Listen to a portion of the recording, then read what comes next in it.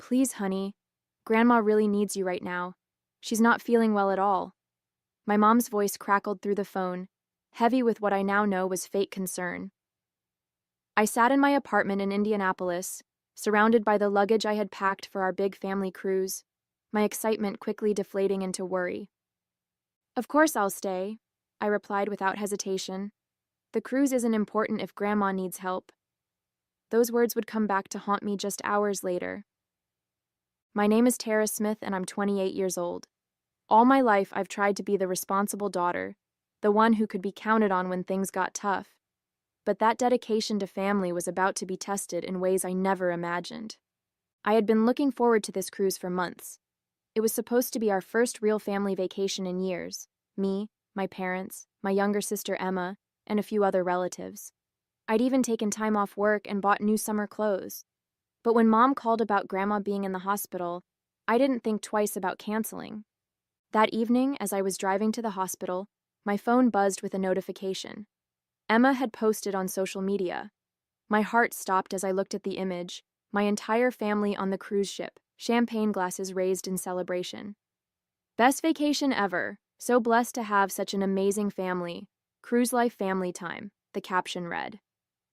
I pulled over, my hands shaking as I stared at the photo. There they were, Mom, Dad, Emma, my aunts and uncles, all smiling broadly on the deck of the ship. They had lied to me. They had deliberately excluded me from the family vacation, using my beloved grandmother as an excuse. When I finally arrived at the hospital, there was no record of my grandmother being admitted. My calls to my parents went straight to voicemail. Emma had blocked me on social media within minutes of my seeing her post. The betrayal felt like a physical blow, knocking the wind out of me. I drove to Grandma's house, tears blurring my vision. To my surprise, her lights were on. When I knocked, she opened the door, looking perfectly healthy and more than a little confused to see me in such a state. Tara? What's wrong, sweetheart? Grandma asked, pulling me into a warm embrace. The familiar scent of her lavender perfume brought fresh tears to my eyes.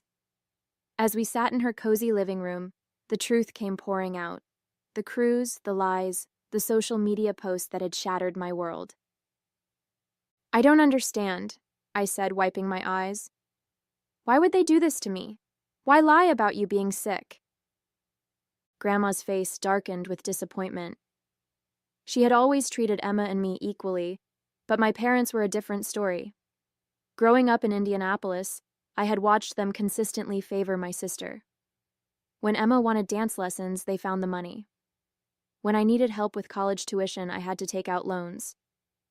I thought about all the times I'd visited Grandma over the years, helping her with groceries, taking her to doctor's appointments, or just sitting together looking through old photo albums.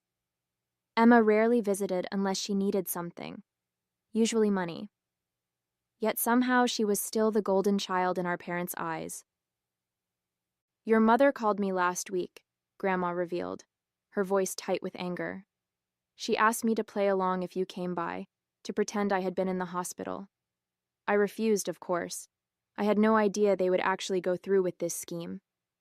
The cruise tickets hadn't been cheap, nearly $2,000 per person for a week-long Caribbean adventure. I had saved for months to afford mine, picking up extra shifts at the accounting firm where I worked. Now I wondered if they had planned to exclude me all along, if my ticket money had somehow funded someone else's cabin. You know what hurts the most? I said, staring at my hands. They didn't even need an elaborate excuse. They could have just told me they didn't want me there. Instead, they used you, knowing how much I care about you, to manipulate me. Grandma reached for my hand, her grip surprisingly strong. Sometimes people show you exactly who they are, even when they think they're hiding it, she said wisely. The question is, what are you going to do with that knowledge? I looked up at her, seeing something fierce and determined in her eyes. Little did I know, Grandma had been watching our family dynamics more closely than any of us realized, and she had plans of her own. As I sat with Grandma in her living room, my phone buzzed again. This time it was a group text from my cousin Nina, who didn't know I'd been excluded from the cruise. She had meant to send vacation photos to everyone in the family group chat, not realizing I wasn't supposed to see them. My heart sank as I scrolled through the images. There was Emma wearing the sundress I had helped her pick out for the trip. My parents lounging by the pool, cocktails in hand. The whole family gathered for a formal dinner, all dressed up and laughing.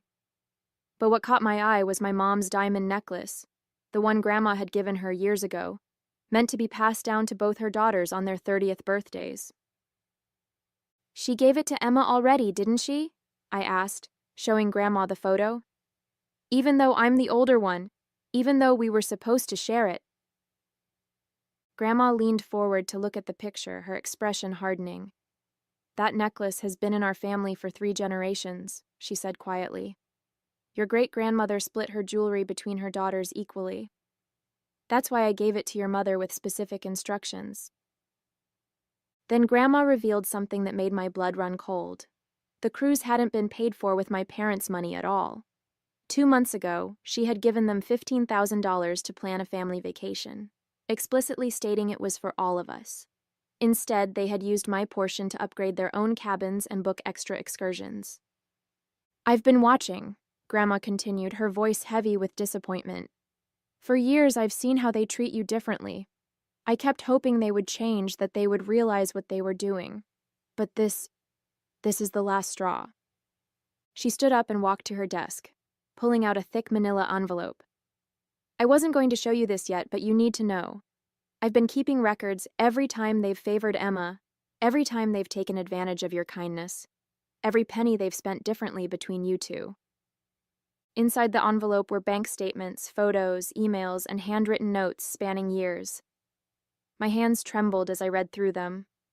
The truth was laid bare in black and white. The pattern of favoritism wasn't just in my head. It had been calculated, consistent, and deliberate.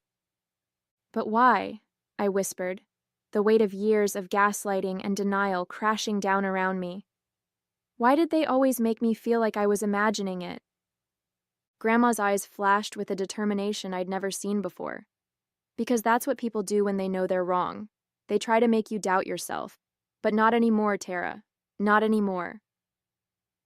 The family cruise was scheduled to last 7 days. As I sat in my Indianapolis apartment the next morning, going through Grandma's documentation, my phone lit up with a text from Emma. "Mom said you're spreading lies about us. Why can't you just be happy for once instead of trying to ruin everything?" I stared at the message, anger building inside me. They were still trying to make me the villain, even after what they'd done. Instead of responding to Emma, I did something I'd never dared before. I posted the truth on social media. Funny how being lied to about my grandmother being hospitalized just so my family could exclude me from a vacation somehow makes me the problem, I wrote, attaching Emma's best vacation ever photo. Even funnier how the cruise was paid for with money that was meant to include me. Within minutes, my post exploded with reactions. Family friends who'd known us for years expressed their shock. My cousins, who hadn't known the full story, began messaging me privately, sharing their own observations of how I'd been treated differently over the years. Then my father called. I almost didn't answer, but Grandma's words echoed in my mind. "Stand your ground. You've done nothing wrong." "Take down that post immediately," he demanded, his voice cold. "You're embarrassing this family." "No, Dad. You embarrassed this family when you lied about Grandma being sick, when you took her money meant for all of us, and used it to exclude me." "That's not how it happened," he argued. "We needed a break from your constant... My constant what, Dad? My constant reliability? My constant help with Grandma?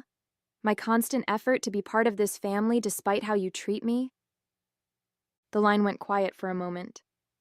When he spoke again, his voice was different, threatening. "If you don't take down that post and apologize publicly for your lies, you'll regret it. You have no idea what's at stake here." "Are you threatening me?" "I'm warning you. Your mother and I have protected you all these years, kept certain things from you. If you want to play this game, fine. But remember, you're not the only one who can tell stories." The call ended, leaving me shaken. What things had they protected me from? What stories could they tell? I called Grandma immediately. They're trying to scare me, I told her. Dad says they've been protecting me from something but won't say what. Grandma was quiet for a long moment. Go to your email, she finally said. I'm sending you something. It's time you knew everything. As I opened my laptop, my hands trembling slightly, I realized this was bigger than just a family cruise. Whatever was in that email would change everything, and judging by Grandma's tone, my parents had good reason to be worried about what I might discover. My hands shook as I opened Grandma's email. Inside was a scan of a document dated 25 years ago, a trust agreement that made my breath catch in my throat. According to the paperwork, my maternal grandfather had left behind a significant fortune before he passed away, meant to be divided equally between all his grandchildren when they turned 30. The trust was worth over $2 million. But there was more. A series of bank statements showed regular withdrawals from the trust over the years, money that had been used to fund Emma's dance lessons, her private school education, her college tuition, and even her recent wedding. All of it had been taken from what was supposed to be my share. They've been stealing from you since you were 3 years old, Grandma explained over the phone. Your mother convinced the trustee, her brother Michael, to give her early access to your portion, claiming it was for your benefit. But as you can see, they spent it all on Emma, I finished, my voice hollow. The numbers were staggering. Over $500,000 had been siphoned from my trust fund over the years, while I'd worked multiple jobs to put myself through college. Just then, another email came through, this time from my Uncle Michael. Tara, I can't keep quiet anymore. What they did with the cruise money was the last straw. I've attached documentation of every withdrawal they made from your trust. I'm so sorry. I should have stopped them years ago. The attached files revealed an even darker truth. My parents hadn't just spent my trust fund on Emma, they'd been embezzling money for themselves too. The cruise was just the latest example of their ongoing scheme. Why didn't you tell me sooner? I asked Grandma, trying to process the magnitude of the betrayal. I only discovered the extent of it recently, she replied. When I confronted your mother about it last month, she swore they'd pay it all back. That's when I gave them the cruise money. It was a test, Tara. I wanted to see if they'd finally do the right thing. And they failed spectacularly, I said bitterly. Yes, but their failure has given us exactly what we needed. Proof.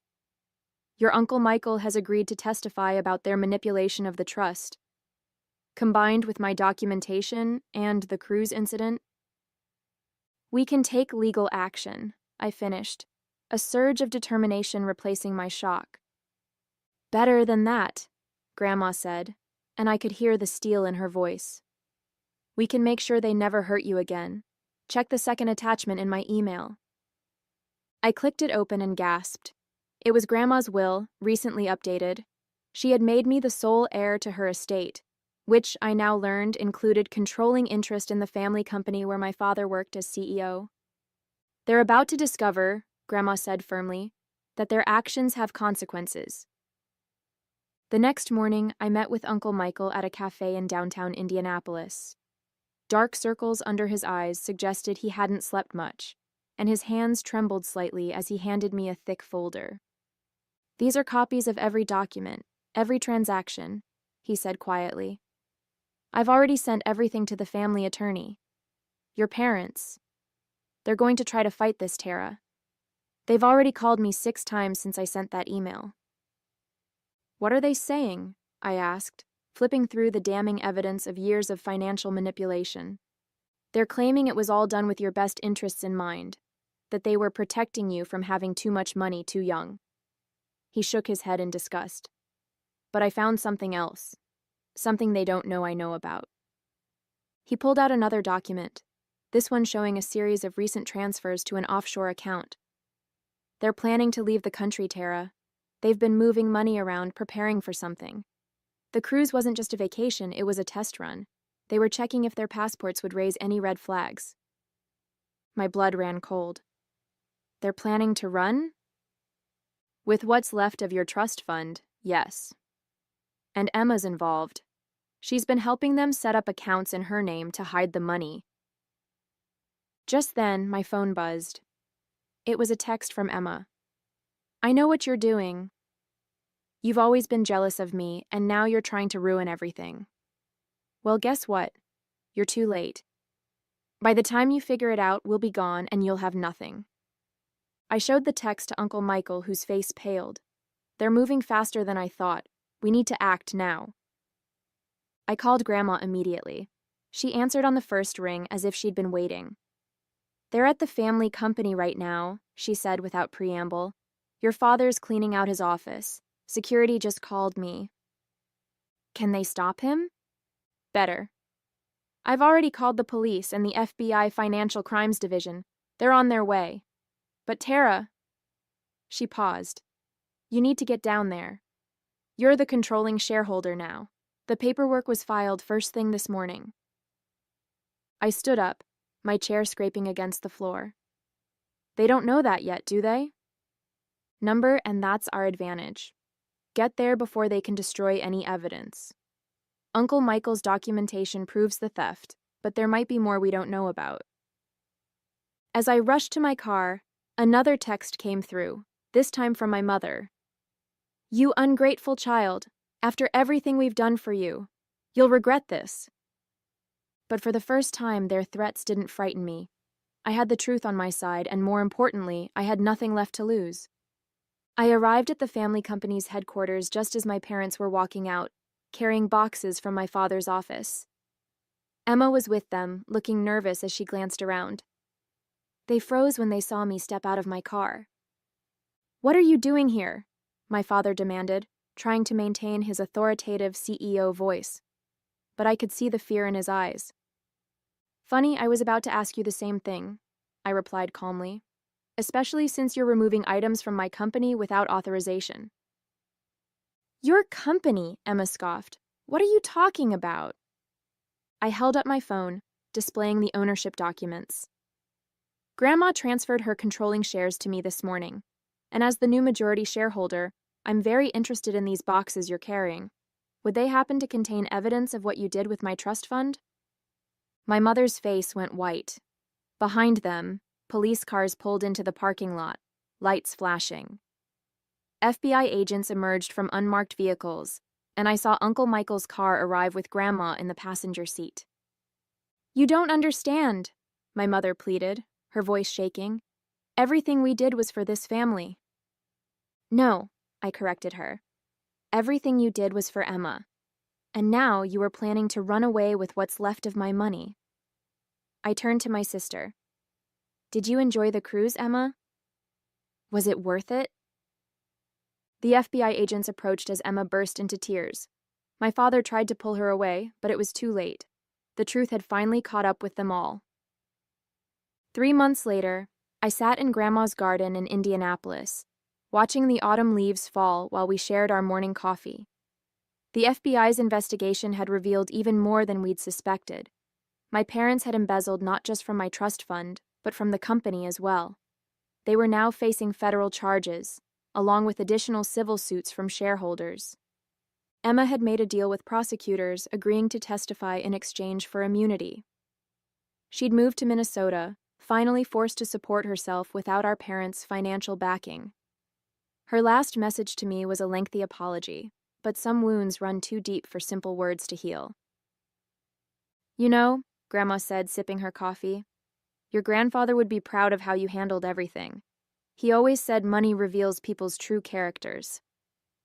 I nodded, thinking of the changes I'd implemented at the company. Under my leadership, we'd established a scholarship program for employees' children and created a more transparent financial system. The business was thriving, built on integrity rather than deception.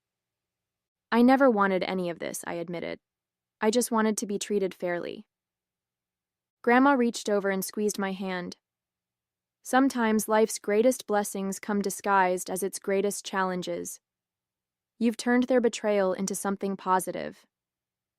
She was right. I had found my strength, my purpose, and most importantly, my self-worth. That cruise they took without me? It hadn't been the vacation of a lifetime after all. It had been the beginning of their downfall, and the start of my new life.